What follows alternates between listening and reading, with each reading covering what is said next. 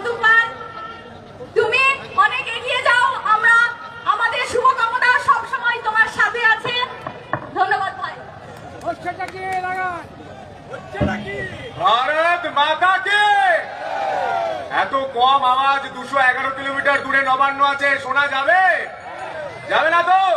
তাই দু হাত তুলে জোর করে বলুন ভারত মাতা কে, ভারত মাতা কে জয় শ্রীরাম। এই জয় শ্রীরাম বলার জন্য নাকি আসানসোলে আমাদের কর্মীদের কেউ কেউ মারধর করছে।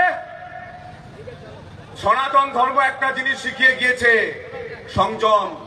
কিন্তু 99 বারের পর একবার কুরুক্ষেত্রতেও যুদ্ধ হয়েছে।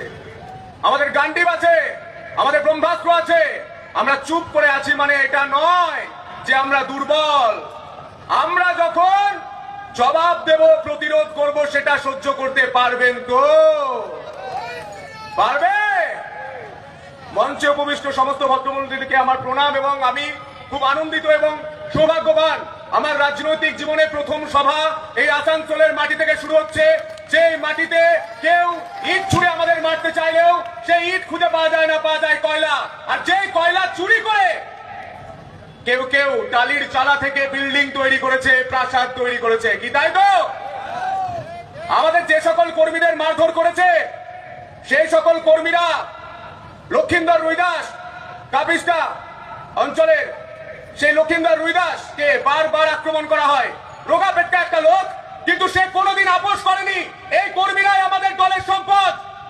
তৃণমূলের রক্তচক্ষুর সামনে দাঁড়িয়ে সে জয় শ্রীরাম বলতে পারে, সে ভোটের দিন বুথটা শক্তিশালী করে রাখতে পারে, বুথ পাহারা দিতে পারে।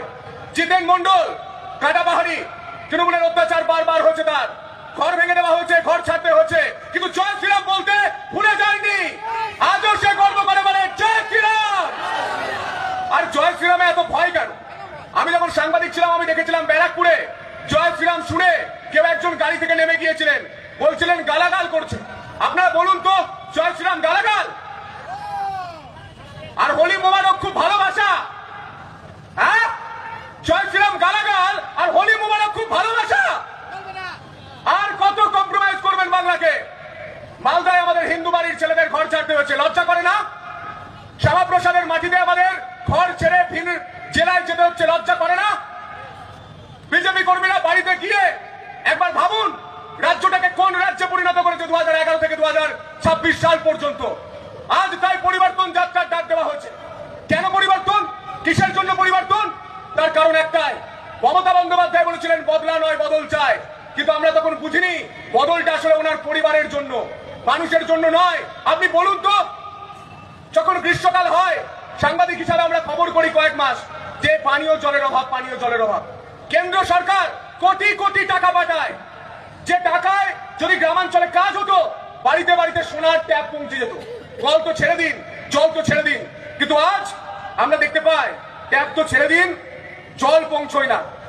বারাবণী, পাণ্ডবেশ্বর, জামুড়ি, আসানসোল উত্তর, এই তৃষ্ণার গোলাটা ভেজানোর জন্য জল পাওয়া যায় না। তৃষ্ণা মেটাতে হয় চোখের জল দিয়ে। এই লজ্জা রাখবেন কোথায় মাননীয়া? তৃণমূলের হয়ে যারা গলা ফাটাচ্ছেন জয় বাংলা জয় বাংলা, বাংলা বাঙালি করছেন, তারা একবার আয়নার সামনে দাঁড়িয়ে বলুন, আয়নার সামনে দাঁড়িয়ে একবার ভাবুন, রবীন্দ্রনাথ ঠাকুরের ছবি পড়ানো রাজনৈতিক দল তৃণমূল কংগ্রেস বাংলার ভালো চায় না ক্ষতি চায়? কি চায়?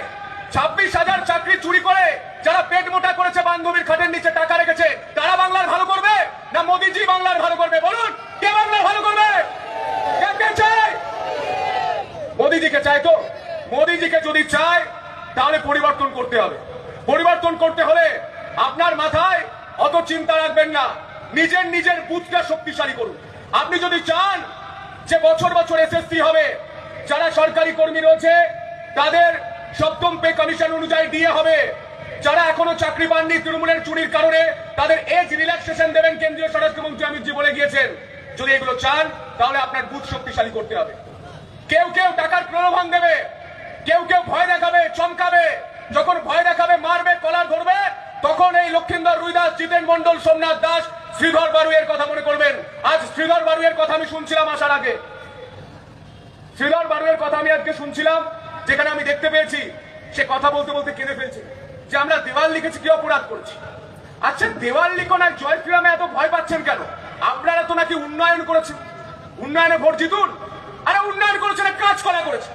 উন্নয়ন করেছে ভাইপোর, উন্নয়ন করেছে পার্থ চট্টোপাধ্যায়, উন্নয়ন করেছেন আপনাদের এই তৃণমূলের যে জেলার নেতাগুলো রয়েছে।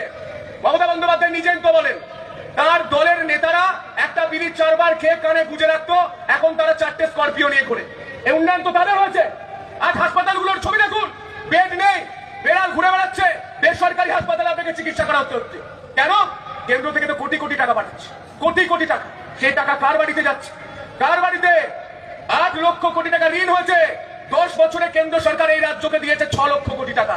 সেই টাকা কার বাড়িতে ঢুকেছে? উত্তর দিন। উত্তর নেই। তাই আপনি বলছি 2011-তে মুখ্যমন্ত্রী মমতা বন্দ্যোপাধ্যায় বলেছিলেন না, মা মাটি মানুষের সরকার। আজ 2011 থেকে 2026, কাঁদছে মা, কাঁদছে মাটি, দেখছি মোরা সকলে। 200 বছরের বুটের শাসন হার মেরেছে চপ্পলে, তাই চপ্পলকে বিদায় দিতে হবে।